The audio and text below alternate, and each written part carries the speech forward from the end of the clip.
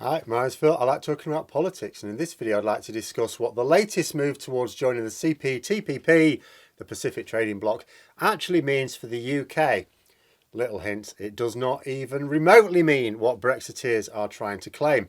But there is a big reason why Brexiteers want us to join this Pacific Trading Bloc, in my opinion. But it's not really the reason they'll tell you. But first, if you'd like to be notified of daily news and politics, please subscribe to the channel and click the bell notification icon.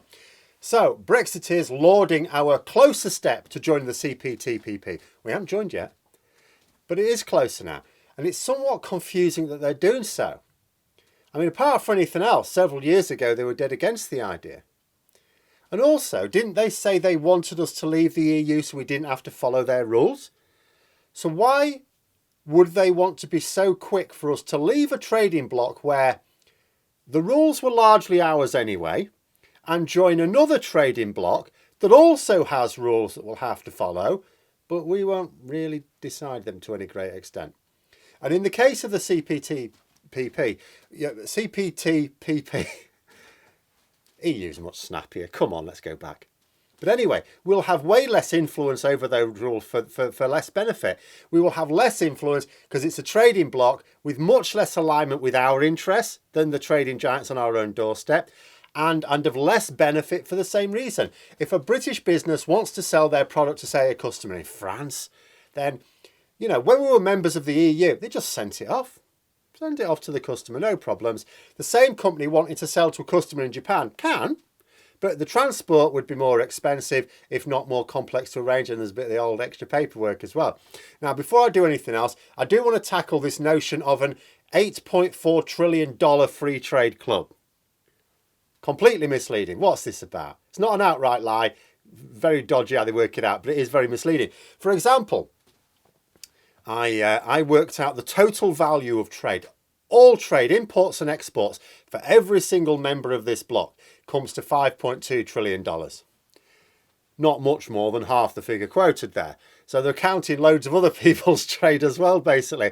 And when it comes to the value of a market, what you're interested in are their imports. Like, what can we sell to you? A nation makes money by selling, not buying. So what we're really interested in is not how much you sell other people, how much do you buy off people? So what do they spend on imports? Because those imports would be our exports. In total, it's $2.6 trillion. So the figure is coming down quite sharply now. Then you may imagine that we will only have limited access to that spending power, which is already less than that of the EU. They're much further away, both geographically, politically, and culturally. But the question is, why don't Brexiteers want us to be in the EU, but do want us to be in the CPTPP? They're both trading blocs. They both have rules that their members must follow. What is the difference? Well, one difference is tariffs. Members of the EU single market do not have tariffs applied to them when trading goods between each other. This is not the case for the members of the CPTPP. In fact, on the subject of tariffs, there are two massive misconceptions going around. The first is, if we join this group, we will slash tariffs on our goods. I actually had one person in the comments go, oh, we'll slash them by 99.9%. I don't think this person got that from anywhere. Of course we won't. Several massive problems with this assertion. The first is, well, that's not how a trading bloc works. There are benefits of tariff reductions on goods traded between members, but those tariffs are not eliminated altogether. They're reduced. Secondly, tariffs are the least problematic of trade barriers. Like, if you export goods to another market and tariffs are due, they just get paid. You know, they are technically paid by the customer, because it's an import tax levied by the importing market, but the seller could cover the cost if necessary. Either way, it's something that means your product costs more, so you don't want it. It makes you less competitive. It's going to make you less profit. You don't want it, but the process is straightforward. You just send the thing off, tariffs applied. Done. It's just money. You only have mountains of paperwork to complete if you're trying to claim that tariffs are not applicable, or, in the case of the CPTPP, need to be reduced. But what the problem is the so-called non-tariff barriers. They're the most serious problems for exporters. Non-tariff barriers will include lots of paperwork. We don't have that paperwork when trading inside the single market. We do now. Will we at least get to drop the paperwork when trading with our CPTPP colleagues when we join? No, not as much as you may think. This bloc is nowhere near as comprehensive as the EU. It's a loose agreement between nations. The benefits are nowhere near as great as for members of the single market. Brexiteers will argue that neither of the obligations. That's absolutely true. It is absolutely true. But consider that if we do not have the same levels of obligations to fellow members of this trading bloc as we did in the EU, then the same applies to those fellow members towards us. They do not have as many obligations to us if we were members, so the actual trade benefits and market access that we get are way less. Because they'll try and make you think, because this is what they're trying to make you think. They're trying to make you think, see what we've done, we've left the EU. Granted, yes, we've lost some ability to trade there, but we're going to join this other group that's got way more money, this $8.4 trillion, which is like, behave yourself. And they're trying to make it sound like the access to this other group will be just as good as it was with the EU, only it's a richer plum. No, the access won't be anywhere near as good, and there isn't anywhere near as much money for us to benefit from. Then the third problem with trying to trumpet tariff reduction, we already have trade agreements with most of the members that result in that, and certainly the wealthiest ones. So when Brexiteers say that membership of the CPTPP will, for example, give us better market access to, say, the wealthy nation of Japan, it won't. We've already got a trade deal with them that gives us as much as this membership would get us. Same with Canada, same with Mexico. In fact, the only two nations where our trade barriers would come down at all are Malaysia and Brunei. And the prospect for us to significantly increase our exports around the world based on slightly better market access to those two nations is not really cause for popping the champagne corks.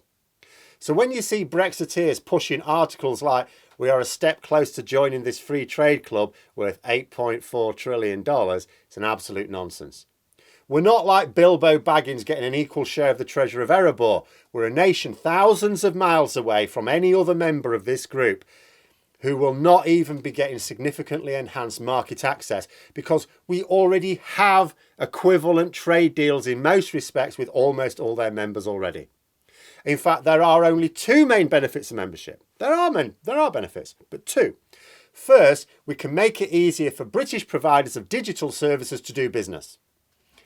We arranged that as part of the Japanese trade deal, for example. But there are some other countries where we don't have such good access. So CPTPP means digital services get a win.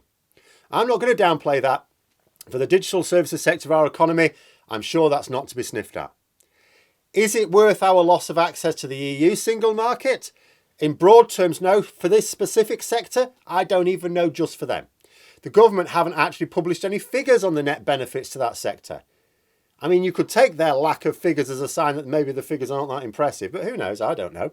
What I do know is that this is only a benefit to that one sector of our economy. The second benefit is it gives you a single set of rules for working out your tariffs. Because like I said, tariffs are still payable, it's just some are reduced.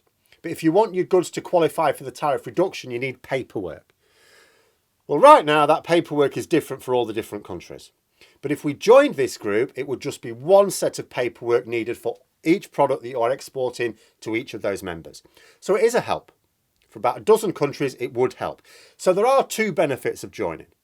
They don't come close to compensating for our losses from leaving the single market, of course, but given that we have left the single market, then there are still benefits of being in the CPTPP. What I'm saying is we might as well be members as not. But we're not going to see much benefit for trade.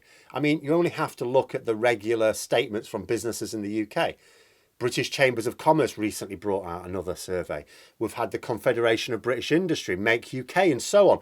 All of these groups that lobby for businesses. And all the time they point out what the difficulties are. And at the end of it, they say what they'd like the government to do. And their requests to the government are always the same: to negotiate closer alignment with the EU. We need better terms with the EU. Not one of them is saying, look, leaving the single market has really hurt us. But, oh, you're planning on joining the CPTPP? Oh, well, no, don't worry about that. That'll compensate. Try and do it quickly, can you? Try and do it quickly, because, yeah, that'd be brilliant. None of them are saying that, because it would be ludicrous to suggest it. So then what's the real reason we're so keen to join the CPTPP then? When I say we, I mean the government. Well, I think there are a couple. Like, first, despite the Brexit rhetoric, we do need to align with markets in order to more easily sell into them. We left the EU not because it was in our national interest, but because of ideology. Joining this group is like... leaving the EU to join the CPTPP is like throwing away all your clothes because you're not going to be a slave to society's rules. But then you realise it's a little bit cold, so you buy a poncho. But the second reason, I think, is that it might be seen as a backdoor to better trade with the US. Now, the United States is not a member of this group, but it did look set to join. And it was Trump, who was president at the time, that decided he wasn't interested. Now, this suggests, as long as the orange one can be permanently kept out of office, or if he changes his mind, that the US may one day join. So right now, the UK is not looking like being able to trade with the US, or get a, can trade now, but get a better trade deal. And when we do get a trade deal, it's not likely to help us. If you look at what the proposal from the US was, it doesn't look good. In fact, unlike our post-Brexit trade deals so far, that are, by the government's own calculations, worth zero to us, zero GDP to like 0.1%, the US trade deal could actually have a negative impact on our economy. But if the US joined the CPTPP and we were also members, that would give us some benefit when trading with our American cousins. Again, minimal benefit because selling to people thousands of miles away is not preferable to telling people a few hundred miles away. But a benefit is a benefit. And in the meantime, the Brexiteers have to talk up the benefits of the CPTPP. Join the EU! So much quicker to say. But they'll talk up the benefits because they have nothing else. It won't translate into a net increase in jobs. It won't translate into a real terms increase in average incomes. It won't even translate into a net boost to GDP when considering global trade. But those are my thoughts. Let me know yours in the comments below. Hope you found the video interesting. If you did, don't forget to click the like button. If you'd like to support the channel further, please also click the Patreon link for details. And until next time, I'll see you later.